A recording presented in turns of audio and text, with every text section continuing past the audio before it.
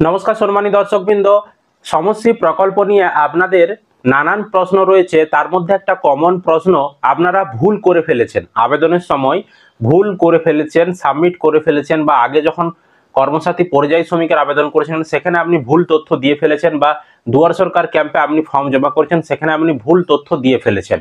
এখন আপনি সেটা ঠিক করবেন কিভাবে? কারণ আপনি যদি সঠিক তথ্য না দেন আপনার আবেদনটা তো রিজেক্ট করে দেবে। তো বর্তমানে এডিট করার কি অপশন রয়েছে, কিভাবে আপনারা ভুল সংশোধন করবেন, এই বিষয়টা নিয়ে আজকের এই ভিডিওতে আমরা আলোচনা করব। তার আগে ছোট্ট একটি অনুরোধ, চ্যানেলে নতুন হলে চ্যানেলটিকে অবশ্যই সাবস্ক্রাইব করবেন, বন্ধুদেরকে ভিডিওটা শেয়ার করতে ভুলবেন না। আর ইউটিউব থেকে দেখলে চ্যানেলটিকে সাবস্ক্রাইব করার সাথে সাথে ফেসবুক থেকে দেখলে পেজটিকে অবশ্যই কিন্তু আপনারা ফলো করে রাখতে ভুলবেন না। তো আপনাদের সঙ্গে বেশ কিছু গুরুত্বপূর্ণ তথ্য আলোচনা করার রয়েছে। যারা আগে আবেদন করেছিল তাদের ক্ষেত্রে কিভাবে এডিট হবে, আর এখন বর্তমানে আবেদন করছেন তাদের ক্ষেত্রে এডিট কিভাবে হবে, তো অবশ্যই ভিডিওটা শেষ পর্যন্ত দেখবেন। আগে আপনাদেরকে চলুন আমি শ্রম দপ্তরের সঙ্গে কথা বলেছি, ওনারা কি বলেছেন সেটা আগে একটু শোনাচ্ছি আপনাদেরকে, সেটা আগে শুনে নিন, তারপর আমি বিস্তারিত আপনাদের সঙ্গে আলোচনা করছি। শ্রম দপ্তরে আপনাকে স্বাগত। নমস্কার, শ্রম দপ্তরে আপনাকে স্বাগত। আপনাকে কিভাবে সাহায্য করতে পারি? আপনি কোন জেলা থেকে বলছেন বলবেন? কেউ ফর্ম ফিল আপের সময় ভুল করে ফেলেছে, সে 7 নেক্সট করে এগিয়ে চলে গেছে, তো সে কিভাবে সেটা সংশোধন করবে? স্যার আপনি যদি, আপনাকে বলে দিচ্ছি যেভাবে, যদি কোনো সময় যদি ভুল ভাবে চলে যায় তাহলে দেখবেন যখন সাবমিট করার পাশে আপনার পাশে সাবমিট করার পাশে, এক সেকেন্ড একটু বলে দিচ্ছি আপনাকে, ধরে আমি দেখে দিচ্ছি।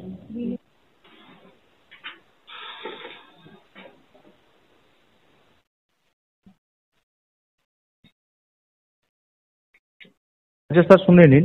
হ্যাঁ হ্যাঁ বলুন। ঠিক আছে, আপনি যদি সাবমিট করার পাশে দেখবেন এডিট অপশন আছে, এডিট অপশন, ঠিক আছে, এডিট অপশন আছে, সেখানে গিয়ে এডিট অপশনে যাবে। এডিট অপশনে গিয়ে দেখবেন ওখানে যা যা ভুল সংশোধন আছে, ভুল সেগুলো ওখানে ফিল আপ করবে। ঠিক আছে, এটা আপনি দেখে নেবেন, এগুলো দেখে নিয়ে করবেন। ঠিক আছে, ঠিক আছে, ওখানে থাকে আপনি একবার ট্রাই করে দেখবেন। ওখানে দেখবেন যে ভুল সংশোধনের জন্য এডিট অপশন আছে, যেগুলো ভুল হয়েছে, বা কোনো কিছু আধার কার্ডের জায়গায় আপনি রেশন কার্ড বসিয়েছে, বা এগুলো প্রবলেম হচ্ছে যেই তথ্যগুলো, সেই ক্ষেত্রে আপনি ওখানে এডিট অপশন রয়েছে, দেখে করে নিন। কেননা এখন দেখতে পাচ্ছি যে সাইট ভালোভাবে কাজ চলছে। যদি কোনো সময় কারোর যদি একটু অসুবিধা হয়ে থাকে, সেই ক্ষেত্রে কোনো সময় অসুবিধা হয়ে থাকে, তাহলে একটু ওয়েট করে কাজটা করতে হবে। কেননা নেটওয়ার্কে কোনো যে কাজ করছে সে নেটওয়ার্কের প্রবলেম হতে পারে, বা পোর্টালের কোনো প্রবলেম হচ্ছে। কেন 22 লক্ষ মাইগ্রেন্ট ওয়ার্কার এখানে কাজ করার জন্য সবাই প্রস্তুতি রয়েছে। সেই ক্ষেত্রে আপনাকে একটুখানি ওয়েট করে কাজটা করতেই হবে। কেননা আপনাকে একটা কাজ বলে দিচ্ছি, আপনি তো দেখতে পেলেন ওনারা বললেন যে শেষে কিন্তু এডিট অপশন একটা আসবে, সেই এডিট অপশনে ক্লিক করে এডিট করতে হবে। তবে কিন্তু যারা ফাইনাল সাবমিট করে দিয়েছে তাদের ক্ষেত্রে কিন্তু এডিট অপশন আসছে না বা আসবে না। ফাইনাল সাবমিট যখন করবেন তার আগে পর্যন্ত এডিট অপশন আসবে, সেখানে আপডেট অপশন আসবে, সেখানে ক্লিক করে আপডেট আপনি এডিট করতে পারবেন।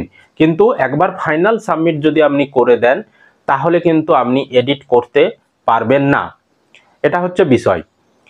আরেকটা হচ্ছে, যারা আগেই পরিযায়ী শ্রমিকের আবেদন করেছেন, আপনাদের নাম যদি অ্যাপ্রুভড হয়ে গিয়ে থাকে এবং আপনার নামে যদি শ্রমিক কার্ড যদি জেনারেট হয়ে গিয়ে থাকে, তাহলে আপনি কিন্তু এডিট করতে পারবেন না।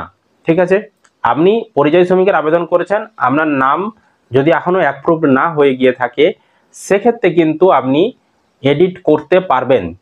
তো সেই এডিটটা কিন্তু কিভাবে করতে হবে সেটা কিন্তু আপনাদেরকে কর্মসাথী পোর্টালে গিয়ে এডিটটা করতে হবে। বা আরেকটা জিনিস আপনি করতে পারেন, যদি আপনি অনলাইনে এডিটটা না করতে পারেন, আপনি আপনার নামটা যখন এন্ট্রি হয়েছে অনলাইনে, সেক্ষেত্রে আপনারা আপনাদের ব্লকের যে শ্রম দপ্তর সেখানে যাবেন, আপনার আবেদনটাকে রিজেক্ট করতে বলবেন। যেহেতু আপনি ভুল তথ্য দিয়েছেন এমনিতেই তো তারা রিজেক্ট করবে, আপনি শ্রম দপ্তরের আধিকারিকদেরকে বলবেন আপনার আবেদনটা যাতে রিজেক্ট করে দেওয়া হয়। রিজেক্ট করার পর আপনি কিন্তু আবেদন আবার করতে পারবেন। ঠিক আছে, আর আরেকটা বিষয়, ধরুন আপনি আবেদন করতে করতে ভুল হয়ে গিয়েছে, তো সেক্ষেত্রে আপনি আবার আবেদন করতে চাইছেন, এত কোনো ঝামেলায় জড়াতে চাইছেন না, এডিট এই সকল কিছু করতে চাইছেন না, সেক্ষেত্রে আপনি আরেকটা কাজ করতে পারেন। আপনার বাড়ির অল্টারনেটিভ একটি অন্য মোবাইল নাম্বার দিয়ে আপনি কিন্তু আবেদন করতে পারেন। আর পুরনো আবেদনটা রিজেক্ট হয়ে যাবে, আর যেটা নতুন আবেদন করছেন, যেটা সঠিকভাবে আবেদন করছেন, সেটা কিন্তু থেকে যাবে। এভাবেও এই পদ্ধতিও অবলম্বন করতে পারেন। তবে পরবর্তী সময়ে হয়তো সবার জন্য এডিট অপশন দিতে পারে শ্রম দপ্তর, কারণ অনেকেই ভুল করে ফেলেছেন। সেগুলোর যারা ফাইনাল সাবমিট করে ফেলেছেন তাদের ক্ষেত্রে তো এডিট অপশন আর আসছে না, তো তাদের ক্ষেত্রে তো আবেদন রিজেক্ট হবেই, সেক্ষেত্রে সমস্যা হতে পারে। সে কারণে হয়তো পরবর্তী সময় তাদের জন্য এডিট অপশন দিতে পারে। আর যারা ভুল করে সাবমিট হয়ে গিয়েছে ভুল তথ্য দিয়ে, তাদের ক্ষেত্রে কিন্তু বলবো আপনারা আপনাদের রিজেক্ট হচ্ছেই, আপনারা আরেকটা আবেদন করে রাখতে পারেন আপনাদের অন্য একটি মোবাইল নাম্বার দিয়ে।